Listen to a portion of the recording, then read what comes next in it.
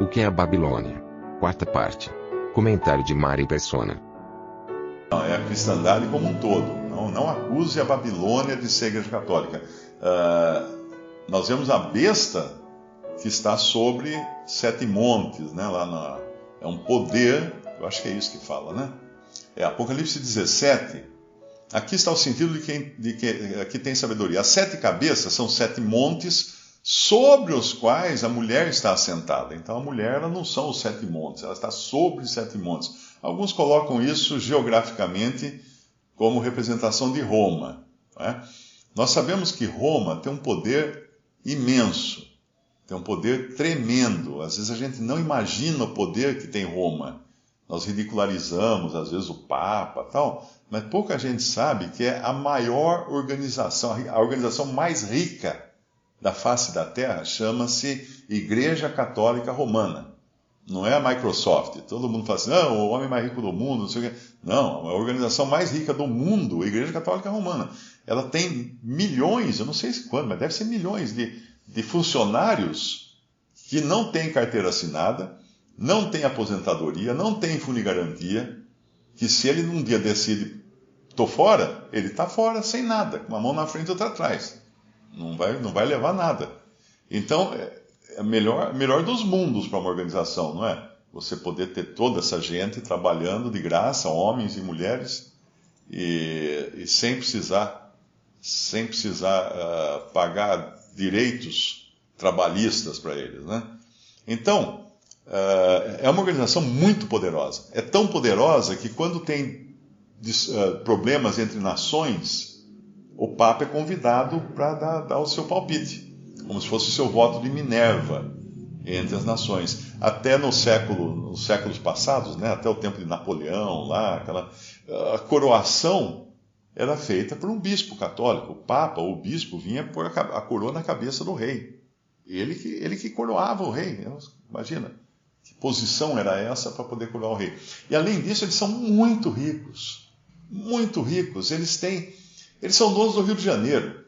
A cidade de São Sebastião do Rio de Janeiro, que é o nome do Rio de Janeiro, ela tem um negócio chamado laudênio, que todo litoral tem. Se você for comprar ou vender um terreno no litoral do Brasil, tem uma faixa, não lembro de quantos metros, mas tem uma faixa que pertence à Marinha. Ainda que você possa achar que você é o dono daquela mansão na beira da praia, aquilo ali está sentado em cima de uma terra que pertence à Marinha. Se amanhã a Marinha, em caso de guerra, chegar e falar assim, essa casa é nossa, você tem que pegar suas coisas e ir embora. Porque aquela terra pertence à Marinha, é da Marinha. Então você paga uma taxa quando vai passar a escritura de qualquer imóvel numa certa distância da linha da praia, da linha do mar. A mesma coisa você paga no Rio de Janeiro e acho que em algumas cidades de Minas, esse tipo de taxa para a família real. Porque a família real ainda detém a posse de territórios no Rio de Janeiro e em Minas Gerais. Então, por debaixo da sua propriedade, tem a família real lá embaixo. Agora, São Sebastião do Rio de Janeiro, que é toda a cidade do Rio de Janeiro, pertence à Sé Romana, pertence à Igreja Católica. Tanto é que você vai comprar ou vender no Rio de Janeiro, tem uma taxa que é recolhida em favor da Igreja Católica Romana. Eu negociava, o tempo que eu trabalhava no banco também, na época que o Luiz também, a gente trabalhava lá na área do patrimônio, eu tinha que negociar, às vezes, com os caras lá da Igreja Católica. Eu lembro até hoje, eu fui num prédio, o prédio era inteiro de escritórios de administração dos bens da Sé Romana, lá no Rio de Janeiro. E eles queriam aumentar assim, absurdamente o aluguel de uma sala, de um andar que o banco alugava, né? E eu fui lá negociar. E aí o advogado da Igreja Católica chegou, é até engraçado falar, né?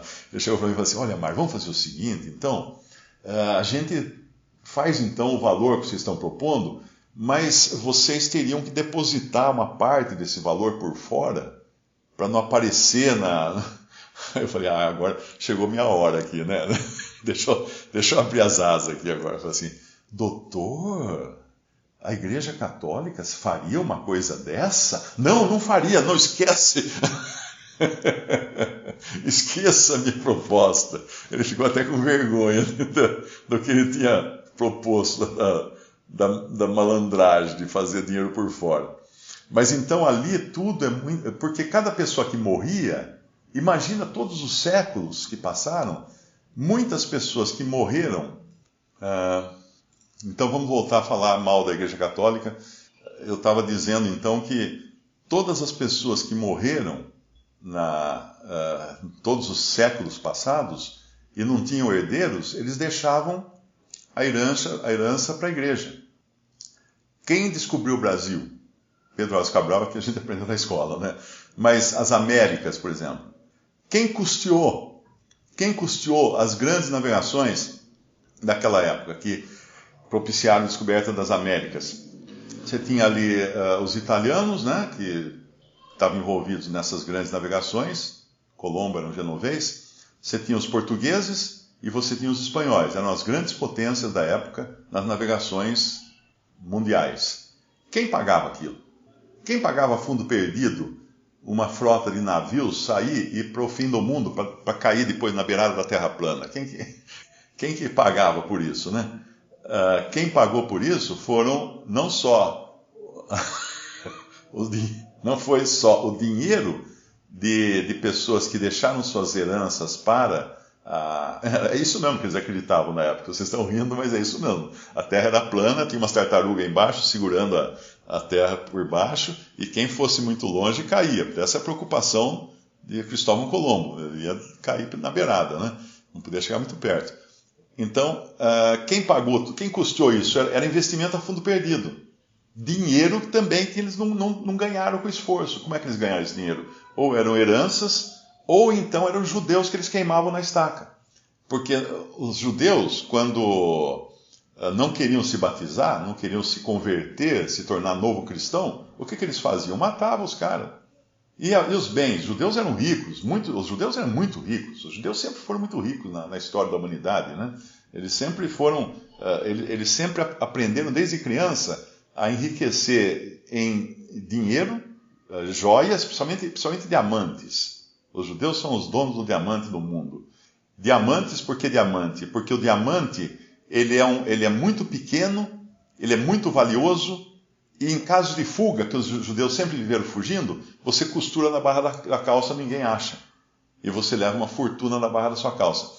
Outro bem que os judeus sempre investiram, desde criança, os judeus investem nesse bem que dá para fugir, levar junto, e não dá para perder, ninguém rouba, é conhecimento intelectual e artes, música. Então você vê que os maiores artistas do mundo, os judeus, os maiores cientistas do mundo, o maior número de prêmios Nobel é para judeus. A maior porcentagem de prêmio Nobel é de judeu. Então eles sempre foram muito ricos. Então toda essa riqueza custeou as viagens dos navegadores, dos descobridores. Agora, isso era fundo perdido, então tinha muita riqueza por trás disso. Diz que lá em Fátima tem depósitos e mais depósitos de joias e coisas preciosas guardadas que vêm de séculos e séculos das pessoas que vão lá e acham que curou de alguma coisa e entregava, ou fazia promessa, né, que nem a Aparecida do Norte, só que a Aparecida do Norte é coisa de pobre, né? Brasil, o cara levava lá uma muleta, um pedaço de gesso que engessou a perna. Mas lá em Fátima eram coisas riquíssimas que o pessoal levava de oferta nas suas promessas ou de agradecimento por uma bênção conseguida. Então é muito rica. Agora, quando começou essa conversa, se a gente pode dizer que Babilônia é a Igreja Católica, não é a Igreja Católica, mas também é. A Babilônia é o conjunto da cristandade, que, claro, foi orquestrada dentro dos princípios católicos, desde quando nós vemos Tiatira, já começa a falar da vinda do Senhor, porque Tiatira já estaria então presente no mundo quando o Senhor voltasse. As outras 3 primeiras, não. As 4, 5, 6, 7. As 4 últimas, sim, são mencionadas a vinda do Senhor. Nas 4 últimas é mencionada a vinda do Senhor. E Tiatira, Sardes, Filadélfia e Laodiceia, né? Esses estados de coisas estariam presentes até o final. Então, todos esses estados de coisas, assim que os verdadeiros cristãos forem tirados da terra, Isso vale também para a grande meretriz, né? Que é a casca da cigarra. A cigarra oca, que não tem mais os verdadeiros salvos por dentro, mas tem uma casca bonita, grande, muito, muito bem elaborada. Era isso? Espera aí, deixa eu só... Eu estou mudando um negócio aqui, deixa eu me localizar. Você, por favor, pergunte novamente. A cristandade... Não, o sepulcro caiado é coisa pessoal, é individual. Existem dois tipos de sepulcro, né? Nos evangelhos, não é só o sepulcro caiado. O sepulcro caiado é o visível, mas o Senhor fala de duas coisas. Ele fala de sepultura e fala de sepulcro. São os dois lugares, né? O sepulcro caiado é porque ele é visível, ele está para cima, o sol bate, brilha, todo mundo vê. Então ele menciona alguns dos fariseus, ele chama de sepulcros caiados, porque era visível a todos. Pelo menos a parte que eles queriam que fosse visível a todos, que era o exterior. E isso é uma coisa individual. Nós podemos querer que as pessoas vejam o nosso exterior e falar assim, o Mário é um cara tão santo, tão puro, nossa, como ele é fiel a Deus, né? Então a gente faz pose, faz aparência de piedade, e aí todo mundo olha e fica impressionado. Mas tem o outro lado, esse que é o problema. Ele chamava os fariseus também de sepulturas, sobre as quais os homens andam e não percebem. O que é isso? É o cara que é enterrado no chão, cresce a grama em cima. Que nesses cemitérios modernos, né, que não tem nada, você está andando ali, tem um monte de gente embaixo ali enterrada. Eles não falam nada, mas você anda por cima deles. Você caminha em cima da sepultura dos caras. Mas ela está invisível. Então essa é a parte do Mário, vamos falar assim, que você não vê. Mas existe. São os ossos, os podres, que estão escondidos debaixo da relva.